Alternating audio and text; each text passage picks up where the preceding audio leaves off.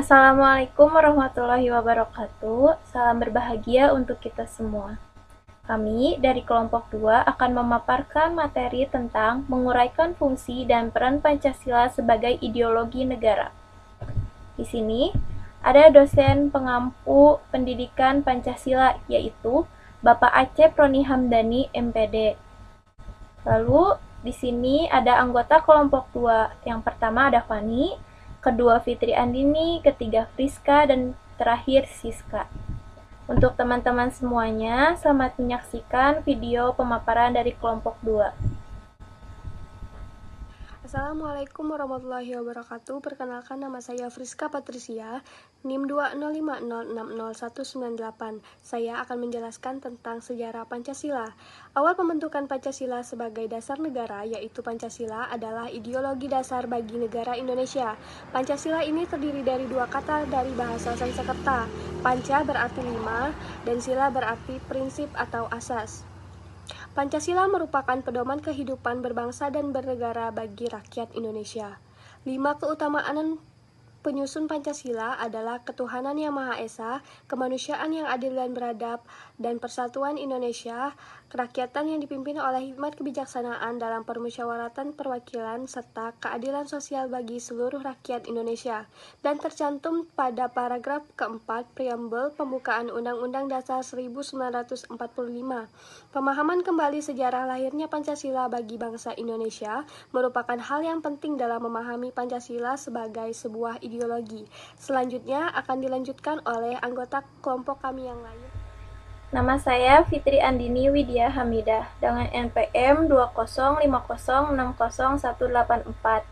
Di sini saya akan melanjutkan materi yang telah disampaikan oleh teman saya sebelumnya, yaitu pengertian ideologi. Pertama kali ideologi dikenalkan oleh filsuf Prancis yaitu Destutt de Trachy pada tahun 1796. Ideologi berasal dari bahasa Prancis yaitu ideologi. Merupakan gabungan dua kata yaitu yang pertama ideo yang mengacu kepada gagasan dan logi yang mengacu kepada logos. Kata dalam bahasa Yunani untuk menjelaskan logika dan rasio. Destutt de Trachy menggunakan kata ini dalam pengertian etimologisnya sebagai ilmu yang meliputi kajian tentang asal-usul dan hakikat ide atau gagasan. Berikut beberapa pengertian ideologi menurut para ahli. Yang pertama, menurut Ali Syariati, mendefinisikan ideologi sebagai keyakinan-keyakinan dan gagasan-gagasan yang ditaati oleh suatu kelompok, suatu kelas sosial, suatu bangsa, atau suatu ras tertentu.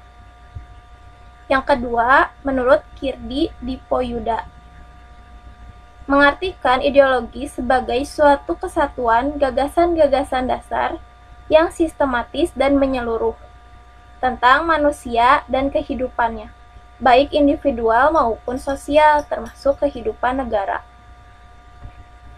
Ketiga, menurut Destutt de Trachy, istilah ideologi pertama kali dikemukakan oleh Destutt de Trachy pada tahun 1796, yang berarti suatu program yang diharapkan dapat membawa suatu perubahan institusional dalam masyarakat Prancis. Yang terakhir, menurut Surbakti, membagi dalam dua pengertian yaitu ideologi secara fungsional, seperangkat gagasan tentang kebaikan bersama atau tentang masyarakat dan negara. Perkenalkan, nama saya Siska Hendriani dengan NPM 205060194. Di sini saya akan menjelaskan tentang pengertian ideologi Pancasila. Ideologi merupakan pengarahan atau pengucapan terhadap suatu hal yang terumus di dalam pikiran. Di dalam tinjauan terminologis, ideologi is manner of content of thinking, characteristic of an individual or class, langkah hidup atau perilaku atau hasil pemikiran yang menunjukkan sifat-sifat spesifik seseorang individu atau satu kelas.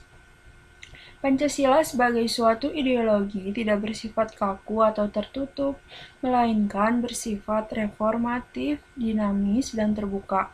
Hal ini dapat diartikan bahwa ideologi Pancasila bersifat aktual, dinamis, antisipatif, dan mampu menyesuaikan dengan perkembangan zaman. Ilmu pengetahuan dan teknologi iptek, serta dinamika perkembangan aspirasi masyarakat. Pengertian dari ideologi Pancasila adalah pada hakikatnya bukan hanya merupakan suatu hasil perenungan atau pemikiran seseorang atau kelompok seperti ideologi-ideologi lain di dunia. Pancasila diambil dari nilai-nilai luhur budaya dan nilai religius bangsa Indonesia. Materi selanjutnya akan disampaikan oleh teman saya. Assalamualaikum warahmatullahi wabarakatuh. Perkenalkan, nama saya Fani Ramasih Putri dengan NIM 205060176. Di sini saya akan melanjutkan presentasi dari teman saya yang sebelumnya, yaitu Siska.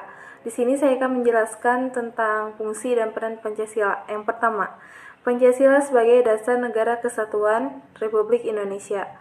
Dasar negara di sini diartikan sebagai dasar falsafah atau filosofi negara, sehingga Pancasila dalam hal ini digunakan sebagai dasar untuk mengatur pemerintahan negara.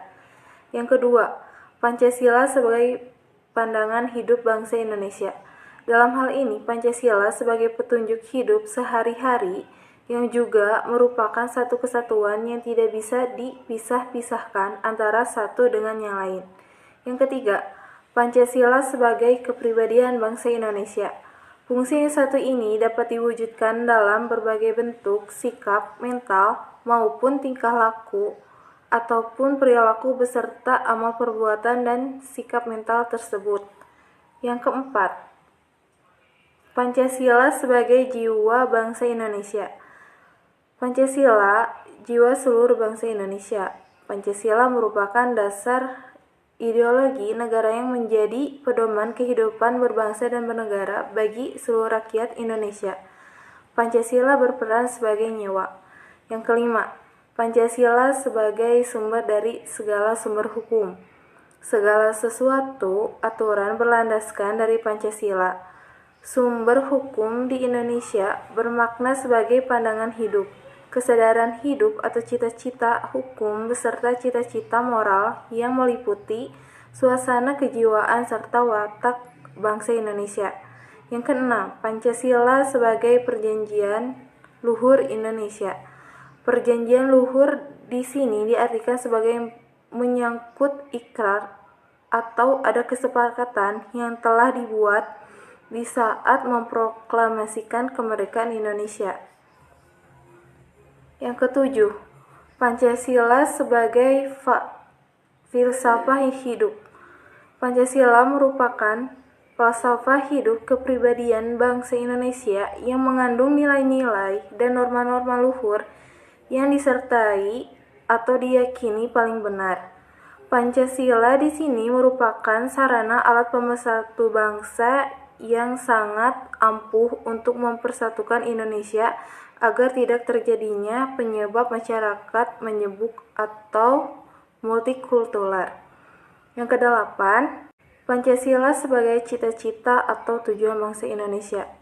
Cita-cita Indonesia termuat tegas dalam pembukaan Undang-Undang Dasar 1945 pada alinea keempat yang berbunyi, melindungi segenap bangsa Indonesia dan seluruh tumpah darah Indonesia, dan untuk memajukan kesejahteraan umum, mencerdaskan kehidupan bangsa, dan ikut melaksanakan ketertiban dunia yang berdasarkan dengan kemerdekaan, perdamaian abadi, dan keadilan sosial. Cita-cita inilah yang kelak akan dicapai oleh bangsa Indonesia selaku bangsa atau negara. Jadi kesimpulannya adalah Pancasila sebagai ideologi bangsa Indonesia adalah sebagai nilai-nilai luhur yang terkandung dalam Pancasila, yang dimana cita-cita normatif adalah segala sesuatunya berdasarkan dari nilai-nilai norma dalam proses penyelenggaraan negara. Secara lebih luas, pengertian Pancasila sebagai ideologi negara dapat diartikan sebagai visi atau arah dari penyelenggaraan kehidupan berbangsa dan bernegara Indonesia, dan terwujudnya satu kehidupan yang menjunjung tinggi nilai ketuhanan, nilai kemanusiaan, nilai kesadaran akan kesatuan, nilai kerakyatan, dan menjunjung tinggi nilai keadilan termasuk keadilan sosial dalam artian semua nilai leluhur pada sila ada di dalam kehidupan berbangsa dan bernegara. Dalam ideologi Pancasila mengandung nilai-nilai leluhur yang menjadi pedoman hidup sebagai masyarakat Indonesia untuk membangun toleransi yang tinggi sehingga kebersamaan, kesadaran, dan kebersamaan misalnya tolong-menolong, menghargai sesama, adil, saling gotong royong, dan mempunyai prinsip ketuhanan. Sekian presentasi dari saya dan penutup akan dibacakan oleh Siska. Dapat kelompok kami sampaikan, mohon maaf bila ada kekurangan dan kesalahan dalam penyampaian materinya. Terima kasih. Wassalamualaikum warahmatullahi wabarakatuh.